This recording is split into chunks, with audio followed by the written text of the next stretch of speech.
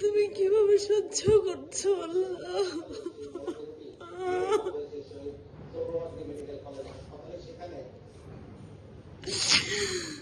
আল্লাহ তুমি হাদিকে শহীদের মর্যাদা দান করো।